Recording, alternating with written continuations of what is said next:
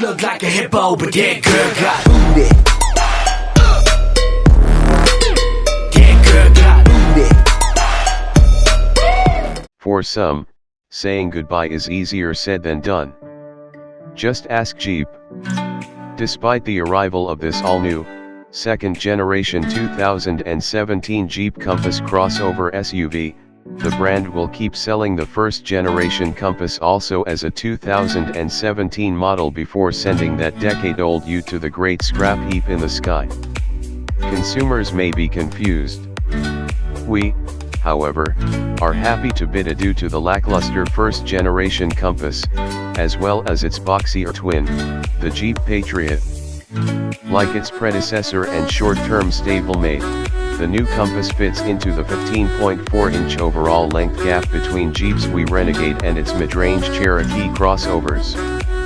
If this hair-splitting strategy seems a bit odd, know that the Compass also is intended to serve as a volume seller in many global markets for which the Cherokee is simply too large.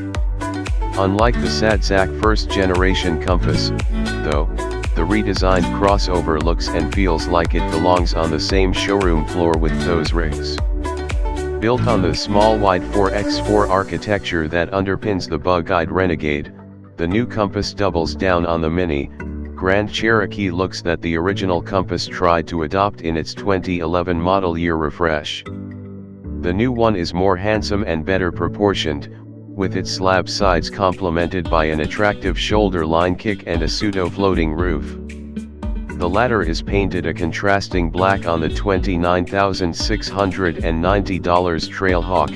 The black roof treatment also is available on the $25,390 Latitude and $30,090 limited trim levels, but not on the base $22,090 Compass Sport. As with most modern Jeeps, the Compass is liberally endowed with Easter eggs, including a molded plastic gecko at the base of the windshield and an imprint of the Loch Ness Monster at the bottom of the rear window. Inside, the new Compass supplants the old one's low-rent interior with modern wares that recall the interiors of the costlier Jeep Cherokee and Grand Cherokee in both design and material quality. Brittle-feeling control stalks and door panel switchgear, though, are shared with the cheaper Renegade. Replacing the old Compass's dated multimedia systems are a trio of Uconnect touchscreen units that measure 5.0, 7.0, and 8.4 inches, the largest also available with navigation.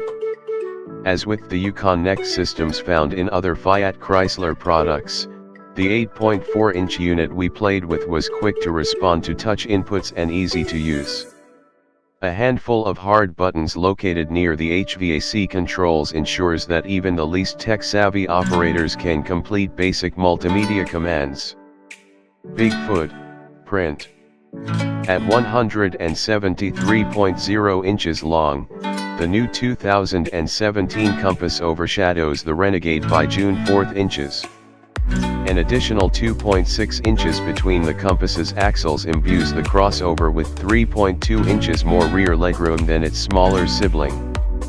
More impressive is the 27 cubic feet of cargo volume behind the 60/40th split folding rear bench seat, which bests the larger Cherokee by 2 cubes. The enlarged footprint also bestows the crossover with a more refined ride quality that doesn't embarrass the little Jeep dynamically when you give it the whip.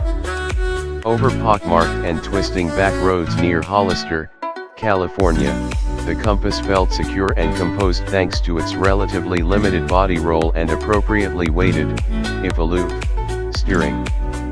Brake dive was minimal, although the brake pedal proved touchy. All Compasses use FCA's 2.4-liter inline-4 producing 180 horsepower and 175 lb-ft of torque, an engine that's also available in the Renegade.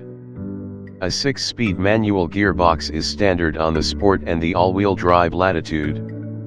2 automatic transmissions are offered, a 6-speed for front-wheel drive models and a 9-speed with all-wheel drive. Both the off-road ready Trailhawk and top-of-the-line limited trim levels have the all-wheel drive / 9-speed automatic drivetrain as standard, and that's the combination we sampled. Although the engine's weak top end and the transmission's hesitancy to downshift meant the Compass labored to pass traffic at highway speeds, the powertrain was a fine companion at slower paces. Relatively short lower gears in the 9-speed helped the Compass feel eager off the line. Still, don't bank on it being particularly speedy. Consider that the quickest Jeep Renegade we've tested with this engine yielded a 0 to 60 mph time of 8.8 seconds, while a heavier, off-road oriented Renegade Trailhawk needed 9.2. Rock with me. With 8.5 inches of ground clearance, 0.3 inch more than other all-wheel drive Compass models, the Trailhawk has an impressive 30.3 degree approach angle, 24.4 degree breakover angle, and a 33.6 degree departure angle, improvements over the standard configuration by 13.5, 1.5, and 1.9 degrees. Further distinguishing the Trailhawk from other Compass variants are its knobby Falcon Wild Peak H/T tires, underbody skid plates, and Jeep's active drive low all-wheel drive system with a 4.33:1 final drive ratio that features an overall and low-range-like first gear ratio of 20.4:1. While other all-wheel drive Compass models provide standard auto, snow, sand, and mud driving modes, the Trailhawk adds a rock mode. Among other things, rock mode increases the sensitivity of the all-wheel drive system's brake-based torque vectoring. At Hollister Hills State Vehicular Recreation Area, the Trailhawk proved its mettle clambering over jagged rocks and slogging through muddy pits with relative ease. Although rock mode never felt necessary for the obstacles we encountered, engaging it did noticeably reduce wheel slip. If the Jeep Renegade is just a hair too small and the Cherokee a smidge too big, then the new Compass is sized just right.